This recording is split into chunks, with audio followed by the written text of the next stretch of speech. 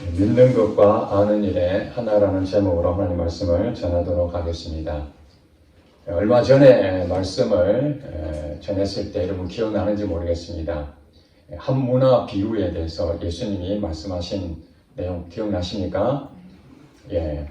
10명의 종이 있었는데 주인이 각 종들에게 한 문화씩 이렇게 주고 내가 돌아올 때까지 장사하라 이렇게 말씀했습니다. 그렇게 해서 10명의 종들이 그 한 문화를 열심히 장사해가지고 나중에 주인이 돌아왔을 때 결산하는 내용이 있죠.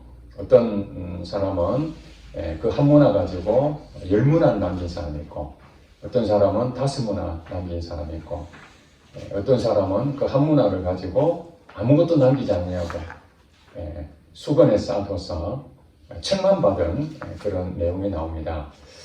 이 말씀을 여러분들에 증거하면서 그 이후로도 계속 제게 어떤 일이 있었냐면은 제가 이제 여러분도 이제 아시다시피 그 소화기관이 좀 문제가 있어서 몸의 상태 때문에 염려라기보다는 이것 때문에 이제 일상의 불편함이 있잖아요. 그래서 늘 신경이 쓰였는데 어느 날 이런 마음이 들었습니다. 한문화 비유에 대한 것을 묵상하는 가운데에 그 생각이 떠올랐습니다. 내가 돌아올 때까지 가서 장사하라. 이 장사하라는 것이 무엇인가? 하나님 주신 이 소유를, 이 문화죠. 또 마태복음 25장은 달란트입니다. 그것을 하나님 것을 내게 주셨는데 그것을 그냥 가지고 있지 않고 그냥 낭비하지 않고 그것을 장사한다는 것은 그걸 잘 관리하라는 것이죠. 잘 관리하라. 그래서 생각해 보니까 이 몸도 하나님 주신 소유거든요. 제 것이 아니에요. 믿습니까? 하나님이 이 생명을 주셨고 이 몸도 하나님 것이잖아요. 그런데 이 몸에 이상이 생긴 것에 대해서 그냥 하나님 이 소유 이 몸은 하나님이 알아서 하세요. 이렇게 하고 제 몸을 잘 관리도 안 하고 그냥 방치한다든지 엉뚱한 곳에 내가 사용한다든지 그렇게 된다면은 그것이 바로 내가 돌아올 때까지 장사하라라는 말씀에 순종하지 아니하고 그냥 방치했던 어떤 한 종, 수건에 쌓아둔 사람하고 똑같겠구나 그런 생각이 들었습니다.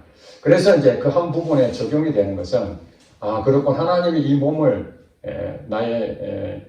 내가 가지고 있는 이 몸은 하나님 것이 소유가 분명한데 이것을 그냥 하나님이 생명 주셨으니까 내가 어떻게 살든지 이 몸은 하나님 책임지시겠지, 지켜주시겠지, 보호하시겠지. 그리고 관리 안 하고 가만두는 것이 아니라 내가 할 일이 있구나. 이 소유를 가지고 장사하듯이 이 몸을 이 세상 끝날 때까지 주의 일을 하기 위해서 열심히 관리를 해야 되는구나 하는 생각을 가지게 됐습니다. 그래서 약도 먹고 뭐 음식 조절도 하고 그러지만은 시간 내서 사실 귀찮은 일이죠. 습관적으로 하지 않는 그런 부분이 있기 때문에 귀찮은 일이지만은 운동도 열심히 하고 그런 부분에 대해서 관리하는 부분이 있었습니다. 그리고 지난주에 여러분 사람의 제1되는 목적이 무엇인가? 우리 성도로서 첫 번째 목적이 무엇인가 하는 것을 여러분 들었을 것입니다. 그것은 창조 목적 가운데 하나인데 하나님을 영화롭게 하는 것이다. 하나님께 영광을 돌리는 것이 우리 성도들의 목적입니다. 그래서 우리가 이 땅에 살면서 먹고 마시고 이런 부분들이 일상적이죠. 일상적인 그것을 위해서 태어나는 것은 아닙니다. 그러나 하나님께서 우리에게 주시는 그 목적 가운데에 하나가 하나님께 영광을 돌리기 위해서 우리를 창조하셨는데 그걸 위해서 우리가 먹고 마시는 것을 해야만 생명이 유지가 되지 않겠습니까? 그죠? 그렇기 때문에 우리가 영적인 부분에서도 정말 하나님의 말씀대로 순종하고 점점 풍성해지고 관리가 잘 돼야 되는 거고, 그 다음에 또 육적인 부분도 그런 부분이 잘 관리가 되어야, 영과 육이 이렇게 일치가 되도록 잘 관리해야만 하나님의 일을 잘 감당할 수 있다. 그것이 바로 영광을 돌리는 일이다. 그렇게 말씀을 했습니다. 자, 오늘은 하나님이 우리에게 말씀하신 것 중에 사람의 창조하는 그 목적이 있다는데, 그것이 하나님 영광을 돌린다고 했잖아요. 그 영광을 돌리는 것은 누가 돌릴 수가 있겠는가? 아무나 영광을 돌릴 수 있는 것이 아닙니다. 그렇죠? 가서 장사하라. 내가 돌아올 때까지 장사하라. 그 명령을 받은 종들에게는 똑같이 사명이 주어졌습니다. 이 땅에 살면서 하나님 주시는 모든 소유를 가지고 열심히 주의 말씀대로 순종하며 믿음으로 행하는 것이죠. 그 믿음으로 행하는 것이 장사하는 것입니다. 장사하는 것입니다. 그런 부분에 있어서 그 사람들은, 어린아이들은 그 일을 감당할 수가 없습니다. 여러분 학교 다니고 초등학교 다니고 유치원 다니는 그 아이들한테 부모가 또 이 사회가 돈을 벌어오라든지 아니면 어떤 일을 시키는 일이 없잖아요. 어린아이들은 수준이 그걸 감당할 수 없기 때문에 가서 장사할 수가 없습니다. 그렇다면 이 종은 어떤 사람을 의미할까요? 어린아이고 약하고 무능력하고 그런 사람들에게 주인이 장사하라고 한 것이 아니라 성숙한 사람, 온전한 사람, 그런 사람에게 해당이 되는 것입니다. 그러므로 오늘 이 본문 내용을 여러분 보셨겠지만은, 하나님께서 우리에게 사명을 주셨는데, 그 사명은 하나님의 영광을 위해서 하는 것이고, 그 하나님 영광을 위해서 사는 사람들은 어떤 사람이 되어야 되는가? 온전한 사람이 되어야 된다 하는 것을 오늘 말씀해 주고 있습니다. 이것이 지난주 설교 말씀과 연결되고 그 전에 문화 비유하고도 연결되는 말씀입니다. 왜냐하면 지난주에 여러분 하나님의 그 말씀 가운데에 제1되는 창조 목적이 하나님 영광을 위해서 산다고 그랬잖아요. 지난주 설교가 그의 은혜의 영광을 찬송하려 하게 하려 합니다. 이렇게 우리를 하나님 자녀 삼은 목적을 그렇게 분명히 말씀했거든요. 그렇기 때문에 우리는 하나님의 영광을 찬송하는 데에 늘 항상 생각을 해야 됩니다. 하나님의 은혜의 영광을 찬송해야 되구나. 그러면 어떻게 해야 되는가? 하나님께서는 그냥 하라는 것이 아니라 한 문화씩을 줬다고 그랬죠. 그것이 바로 오늘 11절에 볼게요. 자, 이제 본문을 봅니다. 11절부터 쭉 보면은 문화를 준 내용이 나옵니다. 자, 11절에 그가 어떤 사람은 사도로, 어떤 사람은 선지자로, 어떤 사람은 복음 전하는 자로, 어떤 사람은 목사와 교사로 삼으셨으니, 이 내용을 여러분 다 이해가 되시죠? 직분에 대한 얘기입니다. 하나님께서 이 사도 바울을 통해서 우리에게 말씀하시는 이 에베소서는 그리스도와 교회의 관계를 설명하는 게 대부분입니다. 그리스도가 머리가 되고 교회는 몸이다. 여기서 교회는 누구를 말하는 거죠? 예수 믿는 성도를 말하는 겁니다. 예수님이 머리고 예수님을 믿는 성도들이 몸이라는 거예요. 그래서 한 몸 일체가 되는 거죠. 머리와 몸이 이렇게 붙어 있는 거잖아요. 머리가 지시하면 몸은 따라가는 거예요. 이 관계를 지금 설명하는데, 이 몸에게 하나님이 주신 게 있어요. 그가 누구냐면 예수님입니다. 자, 예수님이 어떤 사람은 사도로, 어떤 사람은 선지자로, 어떤 사람은 복음 전하는 자로, 어떤 사람은 목사와 교사로, 일반적으로 이 직분을 오중직이라고 그렇게 말을 하고 있습니다. 5가지의 직분을 이렇게 설명하고 있다. 물론 오늘날도 이 직분이 지금 그대로 다 우리 성도들에게 하나님께서 어떤 사람은 사도로, 어떤 사람은 선지자로 이렇게 5가지 직분을 주셨다라고 믿는 사람들도 있습니다. 그러나 당시 상황을 봤을 때에 사도로, 그 다음에 선지자로, 복음 전하는 자로, 목사와 교사로 이렇게 5가지 직분을 주신 부분에 있어서는 직분은 직분이지만은 어떤 직분인가? 여러분 장로라는 것도 있고 감독이라는 게 있고 집사라는 게 있잖아요. 이런 것들은 하나의 그 행정적인 부분에서 어떤 일을 잘 하기 위해서 필요한 그 지위라고 그러죠. 그것을 주신 거라면은 오늘 이 오중직은 어떻게 보면 하는 일이죠. 그게. 그 부분이 바로 그 가르치는 일입니다. 이게 사역입니다. 사역. 사도와 선지자와 복음 전하는 자, 그 다음에 이 목사와 교사, 목사로 했는데 실제로는 원래는 목자 의미가 더 큽니다. 오늘날 목사라는 개념보다도 목자, 양과 목자 관계 알죠? 양을 돌보는 그런 관계. 그러니까 가르치는 부분에서 서로가 하나만 있는 것이 아니라 5가지 부분으로 이렇게 나누어졌다. 그렇다고 여러분 이제 이렇게 이해를 하시면 됩니다. 교회 안에는 다양한 직분이 주어진다. 그 직분은 서로가 왜 이 직분을 주셨는가? 한 문화를 줬는데 그 한 문화를 각각의 정도에 나눠준 것처럼, 그리고 달란트 비유처럼 그 재능에 따라서 어떤 사람은 5달란트, 어떤 사람은 2달란트, 어떤 사람은 1달란트 하는 것처럼 하나님이 이 사람은 사도로 쓰여야 되겠다. 그 다음에 이 사람은 선지자 역할을 해야 되겠다라는 부분으로서 다양하게 하나님은 이 교회 공동체에 서로가 필요하기 때문에 이 직분을 우리에게 주셨다는 것입니다. 그러므로 교회 안에는 이런 직분을 당연히 하나님의 은혜로 주어진다는 것은 여러분 다 알고 계셔야 됩니다. 자, 그럼 왜 이걸 주셨는가 하는 것이 12절에 나옵니다. 이게 보면 설명이 항상 인원이라는 것은 이제 부연 설명하는 거거든요. 앞에 있는 부분을 이제 주신 목적을 설명하는 겁니다. 이는 성도를 온전하게 하여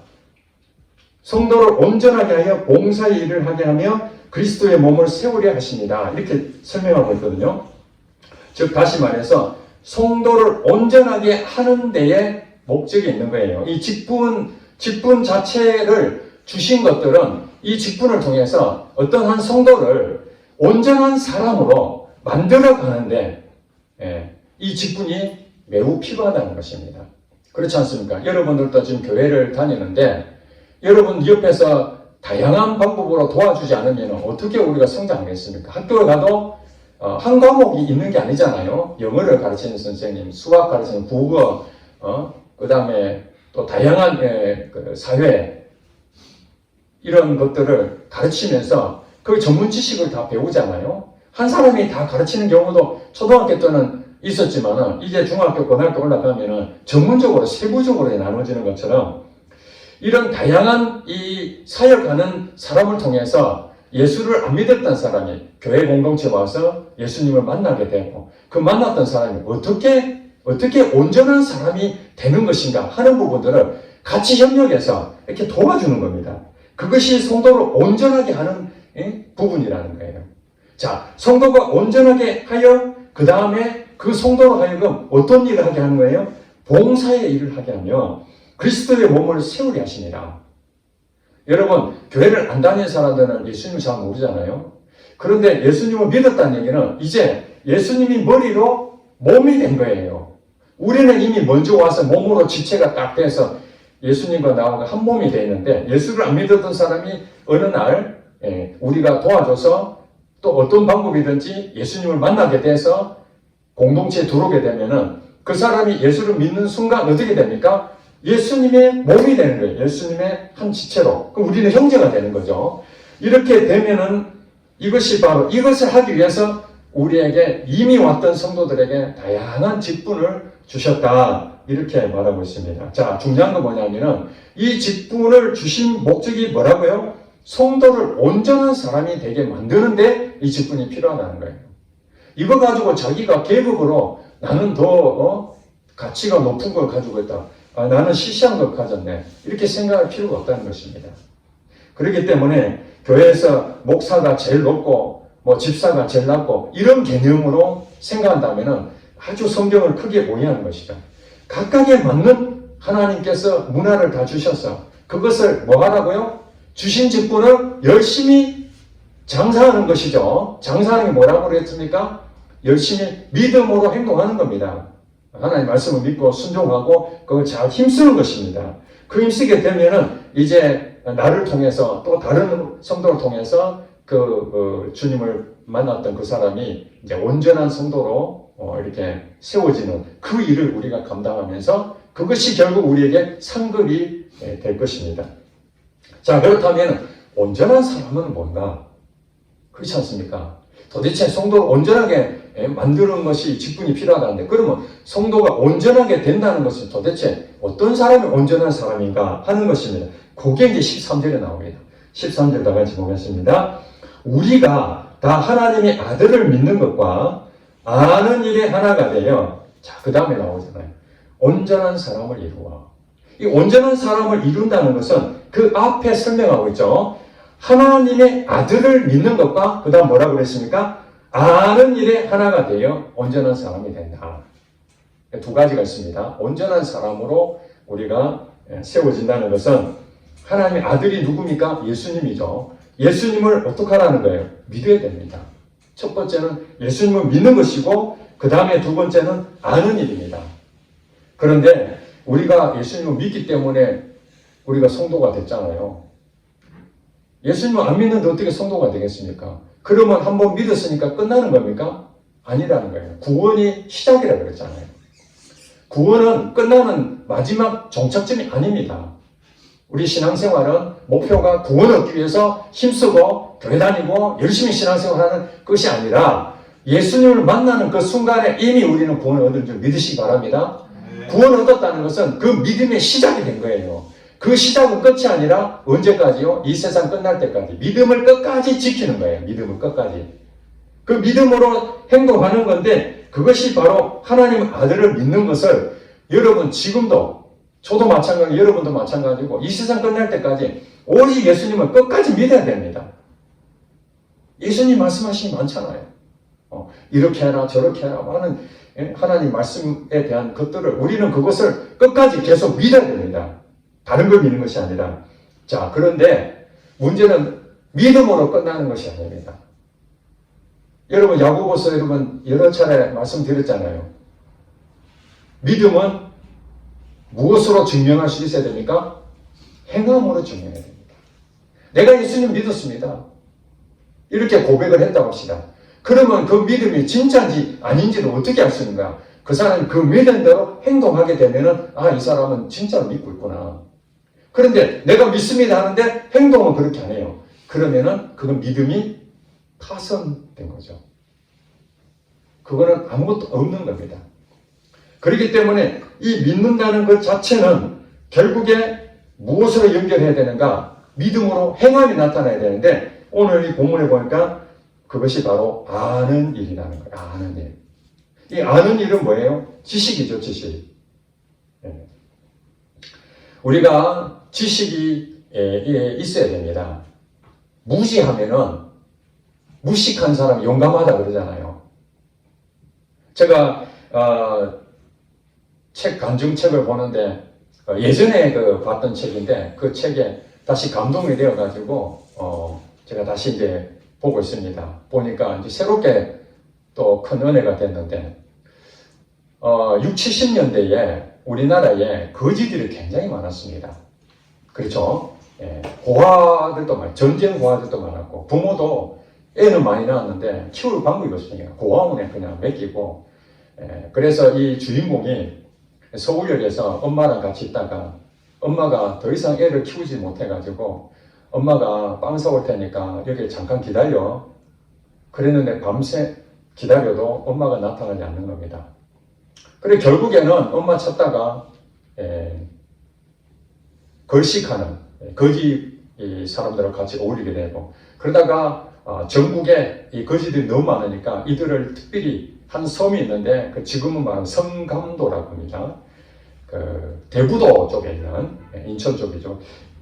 그쪽에 있는 섬이 있는데 그 섬에다가 전부 다 수용소를 만들어가지고 거기서 이제 먹고 자고 기술도 배워주고 하는 그런 일이 있었던 것 같아요. 불량화 단속 기간에 이 주인공이 걸려가지고 들어갑니다. 거기에 들어가가지고 여러분 아시다시피 군대에 들어가서 빠따 맞는 것처럼 그 규율이 필요하니까 그냥 폭행을 저지르고 음식도 적게 주고 그러니까 여기서는 더 이상 나갈 방법도 없고 잘못한 것도 없는데 그냥 잡혀왔으니까 근데 섬과 섬 사이에 한 2km 정도 되는 바다니까요. 2km 정도 되는데 그게 가야 육지입니다. 그쪽으로 탈출을 하려고 수많은 원생들이 거기에 탈출하다가 다 죽었어요.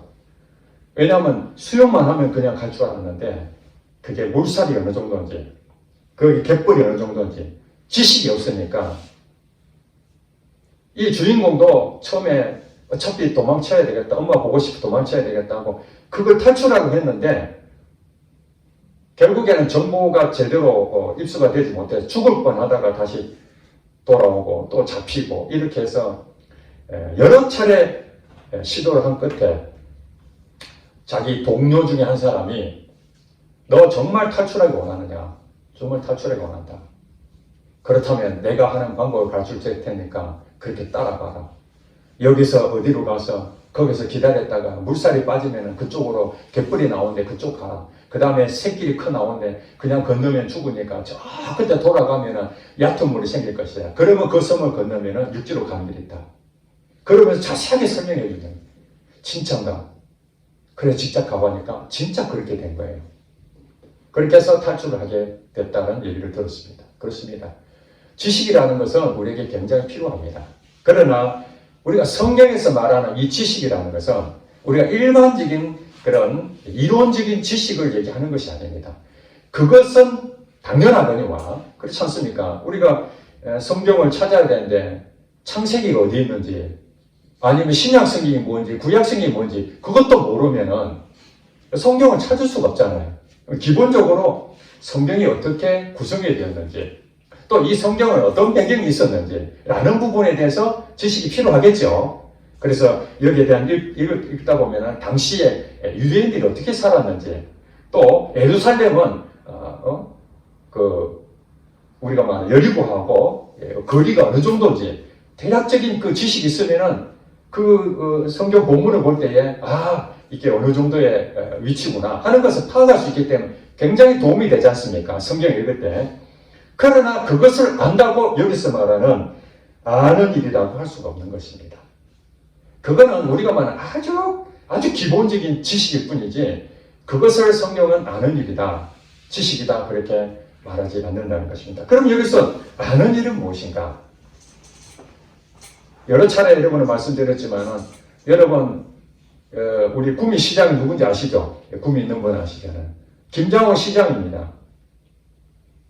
지식적으로 알죠? 우리가 구미 시장이 누군지 정보를 들었기 때문에. 그럼 김장호 시장은 실질적으로 저를 모르잖아요. 저는 김장호 시장 안다지만은 그걸 전부 다 압니까? 모릅니다. 그냥 그 외적인 보여지는 것만 일부 지식으로 알고 있을 뿐입니다. 여기서 말하는 아는 일이라는 것은 그리스도에 대해서 우리 예수님에 대해서 그분이 어떤 분인지에 대해서 실제로 경험하는 것입니다. 아멘. 그분을 실제로 경험하는 거예요. 경험되어지는 지식. 이것이 굉장히 중요한 것입니다. 그러므로 이 믿음과 행함이라는 것, 이 행함이라는 것이 무엇인가? 결국에는 예수 그리스도를 경험으로 아는 지식이다. 그렇게 설명할 수가 있습니다. 우리가 실질적으로 듣기만 하는 것은 확신으로 할 수가 없잖아요. 근데 들었는데 그걸 믿고 가보니까 진짜 그게 있는 거예요. 그럼 어떤 마음이 듭니까? 확인했잖아요. 믿고 갔다는 것 자체가 행동을 옮긴 거잖아요. 그걸 보는 순간 야 진짜 있구나. 그러면은 그것이 믿음과 아는 일이 하나가 되는 것이죠. 물론 처음부터 이렇게 완벽하게 될 수는 없습니다. 믿음도 연약하고 신앙생활 이제 처음 시작하니까 믿음도 연약하고 또 예수님에 대해서 아는 것도 경험도 부족할 수가 있습니다. 그러나 이제 시간이 지나면서 주님 말씀하시는 것을 믿음으로 고백하고 또 행동을 했더니 그것이 하나씩 둘씩 이제 그것이 터득이 되면서 체험이 되면서 이게 내게 확신으로 다가오는 거죠. 그래서 여러분들이 어디 나가가지고 당신 천국 갈 자신 있습니까? 그렇게 물어보면은 지식으로 아는 사람들은 나 자신 있습니다. 그렇게 말할 수도 있지만 또 한편으로는 내가 진짜 갈 수 있을까? 현재 나의 상태를 봤을 때 제대로 살지 못한다고 생각하면, 부끄럽다 생각하면 자신이 없어지잖아요. 내가 좀 제대로 살면 좀 자신 있고, 좀 잘못된 생각이나 잘못된 행동하면 또 죄책감에 빠져서 자신이 없고, 하나님 앞에 책망 받을 것 같고, 그렇게 생각이 들잖아요. 그런데 예수님을 믿었을 때 그때 행동을 했던 그 일들이 생각나면서 그것이 내게 경험되어지는 걸 생각나게 될 때에 믿는 것과 아는 일이 하나 된 것이 내게 기록이 되었잖아요. 영적으로 각인이 되었잖아요. 그게 내가 기억을 갖고 있거든요. 그래서 생각하면 그렇지, 바로 그거지. 그것은 지울래야 지울 수가 없어지는 것입니다. 그것 때문에 하나님이 살아계시는 것을 확신하게 되고, 여전히 내가 지금은 때로는 인간적으로 잘못된 행동도 할 수도 있고 때로는 실수할 수 있지만 그럼에도 불구하고 하나님은 여전히 나와 함께 하시는 걸 하는 것을 확인한 것이 바로 예수님을 믿고 행동을 했던 그것들이 결국 내게 큰 힘이 되고 있다는 사실입니다. 그런데 온전한 사람을 이루어라는 부분에서 이 온전한 사람이라는 것이 또 연결된 게 뭐냐면 그리스도의 장성한 분량이 충만한 데까지 어떻게 하라는 거예요? 이르리니. 온전한 사람은 믿는 것과 아는 일, 이 경험된 것들이 서로가 하나가 된 것들, 이것들이 점점 어떻게 된다는 겁니까? 그리스도의 장성한 분량에까지. 그러니까 우리가 모델이 있다는 거예요. 예수 그리스도가 모델입니다. 예수 그리스도가 온전한 사람으로 이 땅에 살았다는 것을 여러분 믿으시기 바랍니다. 그분이 하나님이시지만은 자기 마음대로 행동한 것이 아니라 오직 아버지 하나님 말씀하신 대로 나는 다 행했다. 아버지가 말씀하시는 것을 믿고 그 말씀 그대로 내가 행동했던 것, 이것이 바로 예수님이 이 땅에 사신 모습이거든요. 그런 것처럼 우리도 예수님이 말씀하신 대로 그대로 내가 믿고 그대로 행동해 나가고 그 행동해 나가는 것들이 결국은 예수님의 수준에까지, 사실은 그까지 올라갈지 안 갈지는 우리는 모릅니다만은 목표는 분명해야 되는 것입니다. 여러분, 시험을 치는데 어떤 학생은 목표를 삼는데 80점을 목표로 삼는 사람이 있고 어떤 사람은 100점을 목표로 삼는 사람이 있습니다. 시험의 최고 점수가 몇 점입니까? 100점이죠. 100점 만점에 100점이잖아요. 그런데 80점으로 생각하는 사람들은 공부할 때 어떻게 하겠습니까? 2개는 틀릴 거로 생각하죠. 10문제 중에서 2개는 틀리고 8문제만 맞추면 나는 목표 달성이다, 이렇게 생각할 겁니다. 그러나 100점을 목표로 하는 사람들은 단 한 개도 틀리면 안 된다고 생각하잖아요. 그러면 그 마음 자세가 어떻겠습니까? 최선을 다하는 거죠. 그러니까 성경에서도 보면은 우리가 그냥 적당하게 한 50점 안에, 우리 인간 연약하잖아. 그래 30점도 내가 인정해 줄게. 50점도 인정해 줄게. 그러면 사람들 마음에 50점이 자기의 주어지는 만족으로 생각하니까 더 열심히 안 하는 거예요. 토끼와 거북이처럼, 거북이는 자기는 열심히 뛰어도 토끼한테 못 이기니까 열심히 뛰는 거고, 토끼는 대충 해도 그까짓 거, 거북이 하나 내가 못 이기겠나 하는 것처럼 성경에서 보면은 항상 기뻐. 여러분 어떻게 항상 기뻐할 수 있겠습니까? 그러나 목표는 100점 만점에 100점을 잡아야 그 100점 만점에 생각해서 우리가 한 걸음 한 걸음씩 달려가는, 그게 방향이 세워지는 거죠. 그렇기 때문에 그리스도의 그 분량에까지 우리가 다다를지 안 다다를지는 우리는 잘 모르지만 우리는 그 목표를 가지고 이 세상 끝날 때까지 계속해서 믿음과 하나, 이게 아는 일에, 이 경험되어지는 일에 뭐하라고 하나가 되어서 계속해서 멈추지 아니하고 힘써 달려가야 될 줄로 믿습니다. 이게 온전한 사람이 되는 거예요.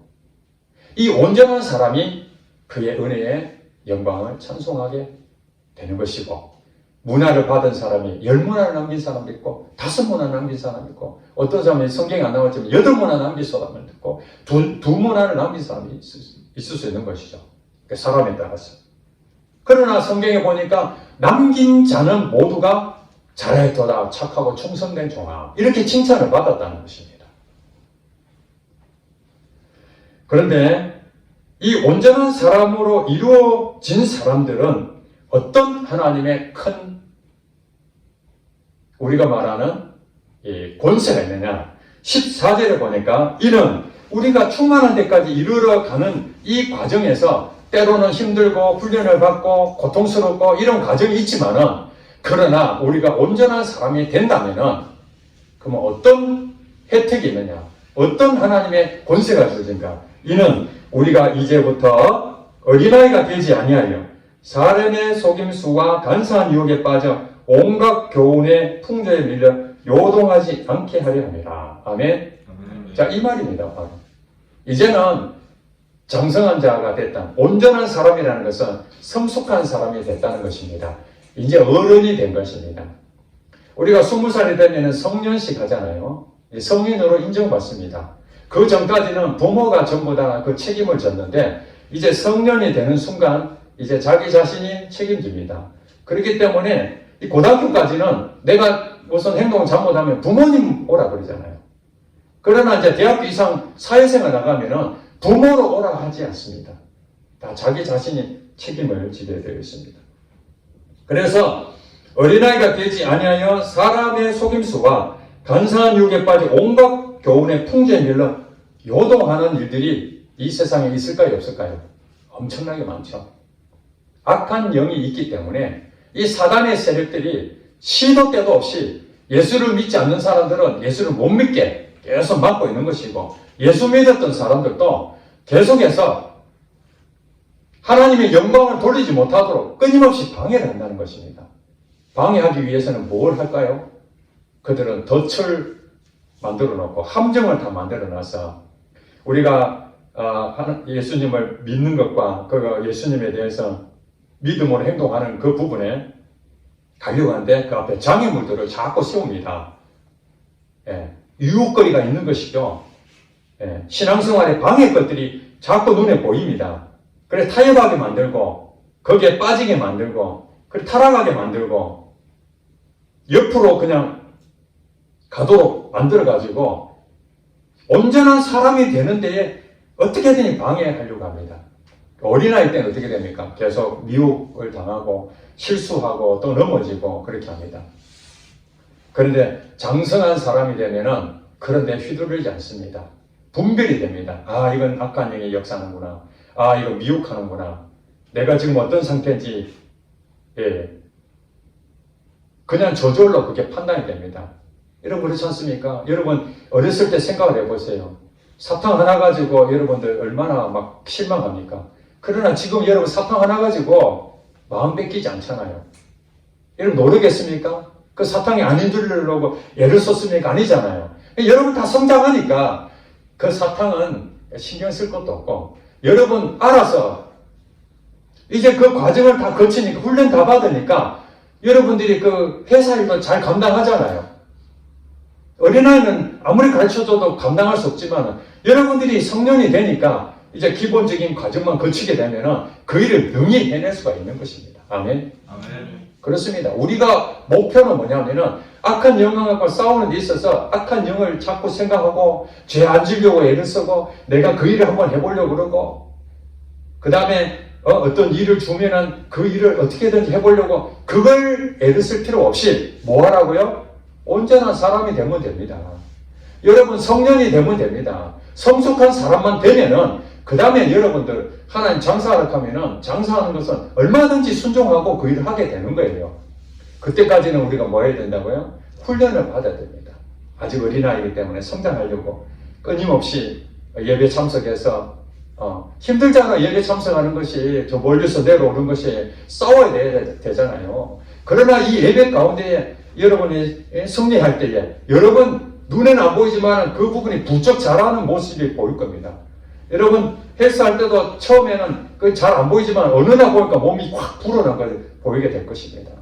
예. 어느 날 갑자기 조금씩 이렇게 보이지는 않지만 조금씩 하지만 어느 날 이렇게 자라고 있는 모습이 보일 것입니다. 육적인 몸도 그렇지만 영적인 부분도 그렇습니다.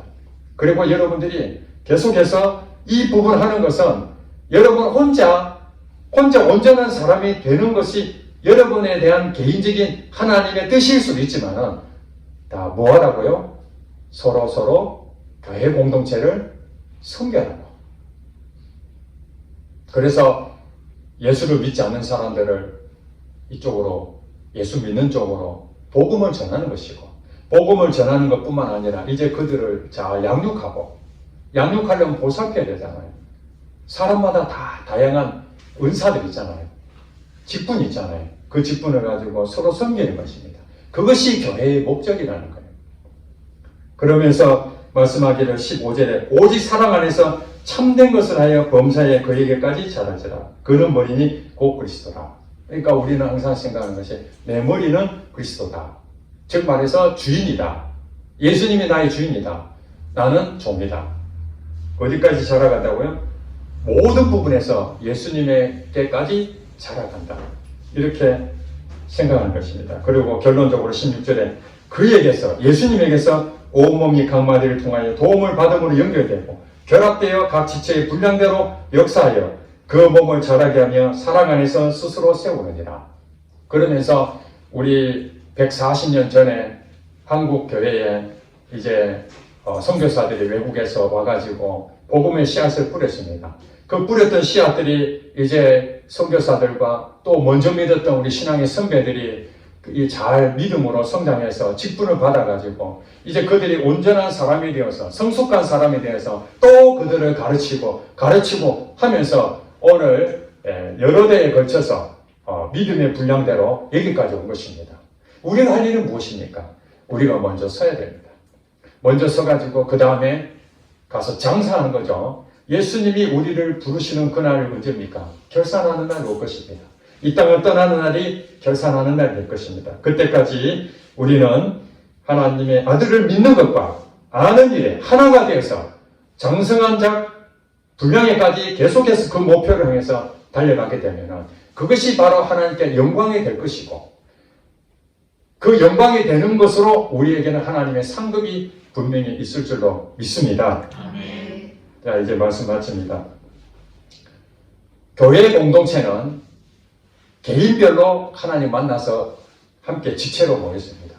그러나 우리 모두는 다 예수님을 주인으로 모시고 그분이 나의 머리로 계십니다. 그러므로 그분이 있는데 우리 지체들이 서로 다투면 되겠습니까? 안 되죠.